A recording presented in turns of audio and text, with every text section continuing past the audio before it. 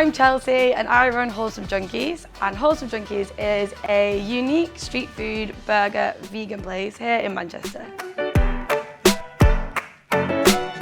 It's super easy to get creative with different toppings, different salts, different sauces, adds a nice variety. It's low labour, low cost, but high impact.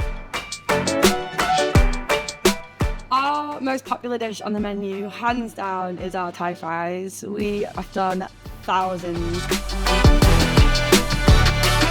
I think it's super fun, it's creative, and also there's just so much variety for people to find with street food. I got into street food because I had an obsession with food and I wanted to start cooking and put my ideas out there, and it's the best low risk option, and you grow organically with the business.